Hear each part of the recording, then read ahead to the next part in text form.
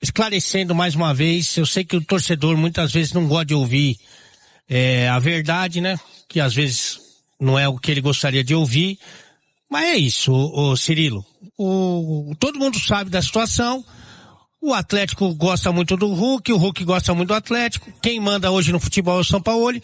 O Sampaoli, queira você ou não, ele tem jogadores que têm a característica que ele gosta mais, né? E o Hulk não tá entre eles. E o Hulk sabe disso e, enfim, o que eu acho que poderia acontecer é tentar se chegar num acordo que não seja multa integral, mas uma parte dessa multa, alguém ceder um pouquinho, ou os dois lados cederem um pouquinho, porque, assim, sinceramente, o Hulk é o maior investimento em termos de salário do Atlético.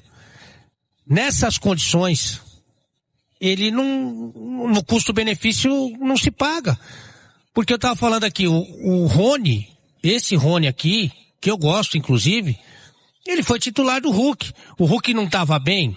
Não estava bem em algum momento. Mas em nenhum dos momentos ele era pior do que o Rony. Aí você vai falar, mas e a parte tática, Lê? Claro que a parte tática é importantíssima, Cirilo. É importantíssima, como a parte física também é muito importante. Só que a parte tática, ela não pode se sobrepor a uma diferença técnica abissal. E a diferença técnica do Hulk pro Rony, e não é demérito pro Rony, isso é abissal. Então, em vários momentos, o Hulk não jogou porque o Sampaoli não queria que ele jogasse. Não queria. Então, tendo esse quadro, não é bom. Nesse quadro aqui que eu tô falando, não é bom pro Atlético fazer esse investimento no Hulk, não é bom pro Hulk se submeter a isso, e não é bom pro Sampaoli que com esse dinheiro ele quer trazer os jogadores com a característica que ele gosta. Só que quem vai ceder? Quando vão ceder? É basicamente isso que o Sampaoli cobrou. O Sampaoli foi muito claro ao dizer que algumas situações vão ser solucionadas. Ele diz que ninguém que não está feliz vai permanecer, quando foi perguntado sobre o Rony, né? Ele diz sobre as resoluções que são importantes. É importante resolver quem fica e quem vem para formar um time, para que o projeto não tenha buracos. É necessário que soluções cheguem. Ele deu recados importantes na entrevista. Tem mais um que ele deu também, que é sempre nos sinais ali. Quando foi perguntado a respeito do 10. Ele tem um 10 no time dele. Ele tem o Scarpa no time dele. Ele não falou do Scarpa. Em nenhum momento ele fala do Scarpa. Ele fala até do Índio, mas não falou do Scarpa. Por quê? Bom, o Scarpa não foi titular na final da Sul-Americana, né? Então o Scarpa também não é um jogador da preferência dele. E o Scarpa sabe disso. Mas alguém vai pagar a multa do Scarpa? Não vai pagar. Tem clube, inclusive, que vai pagar o salário do Scarpa, mas a multa não vai pagar. Então o Atlético está esperando para ver se alguém chega com dinheiro para levar o Scarpa. Não chegou com dinheiro para levar o Scarpa? Vale a pena você pagar por mês um Scarpa se não tem a preferência do treinador? Ou você economiza esse dinheiro, abre aí um espaço na folha de salário para trazer um outro jogador que o treinador gosta, né? É outro sinal também, ô Cirilo. E assim, guardadas as enormes proporções, o Léo Jardim, ele não gostava do estilo do Gabigol. E não colocava o Gabigol. E é o treinador, ué. Eu acho que são casos diferentes, mas eu tô querendo dizer o seguinte, que o treinador, ele escolhe a característica que ele quer trabalhar. Se você deu a chave do clube pro Sampaoli, é isso aí, meu amigo. Ele tem as preferências dele. Eu não concordo com elas. Mas é ele que tá mandando no clube, não sou eu.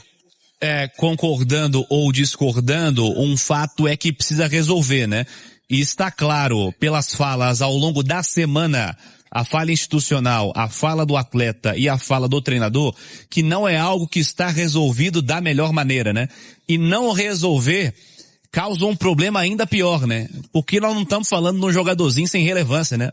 Nós estamos falando daquele que é considerado por uma enorme parcela como o principal atleta da história da instituição.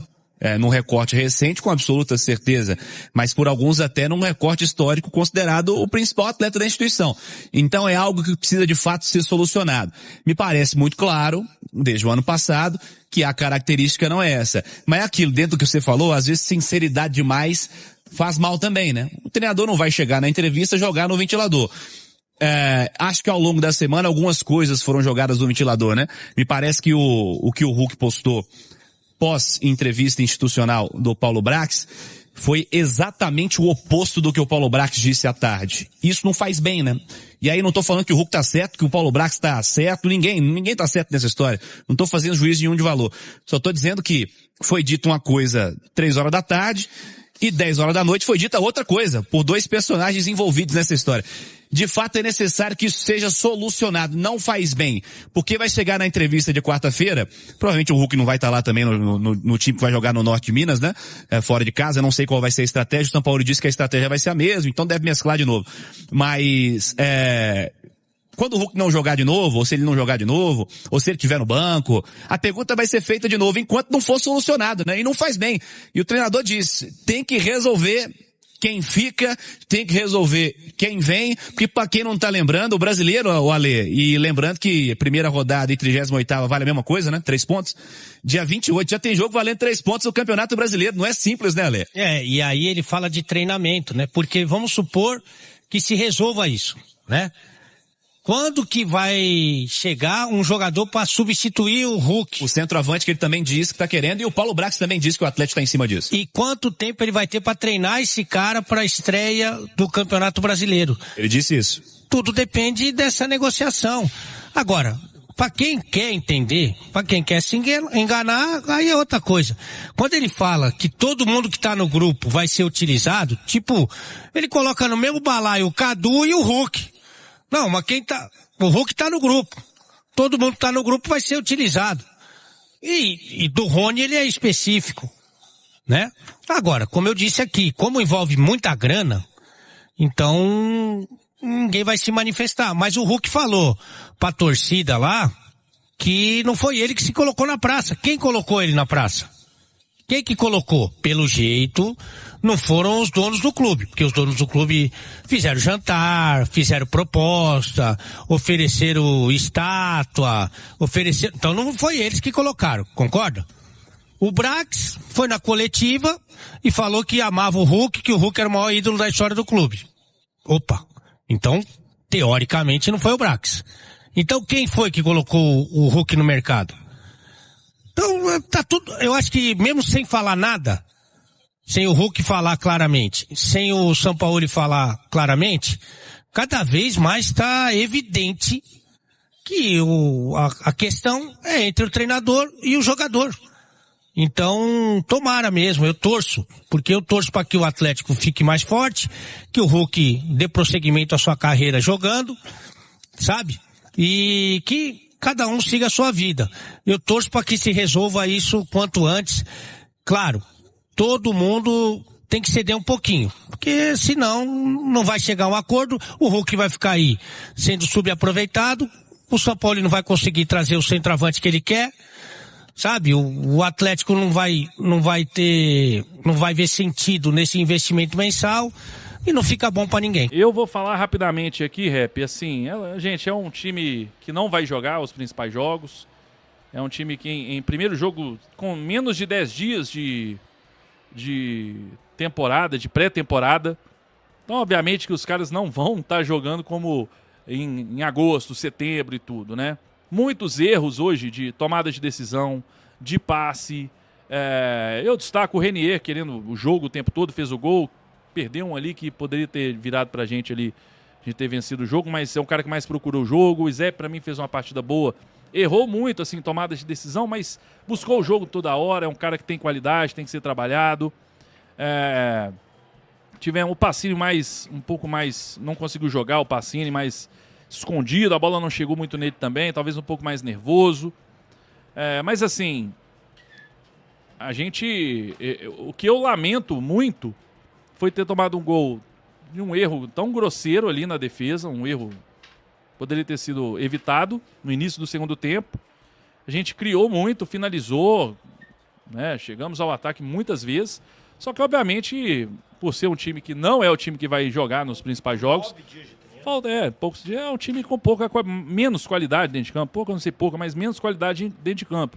Só que aí, mais uma vez, entra aquilo que é chato eu falar e tudo, né? Terminei, mas o Sampaoli, o Atlético parece que tem que contratar um cara para substituir, velho. Para leitura de jogo. Porque o Cauã Soares não ter entrado é um absurdo. Não tinha opção no banco e o Cauã Soares não entrou. Ele conseguiu não colocar o Cauã Soares no jogo. O Cauã Soares, para quem vê a base, é um garoto de muito talento, qualidade. E ele conseguiu não colocar o Cauã Soares no jogo. Você tinha 2 opções ofensivas, mais um Índio que é um meio campista, e ele conseguiu não colocar. Tinha Cadu em campo, mal, Rony terminou... Então assim, cara, isso que eu acho que o problema...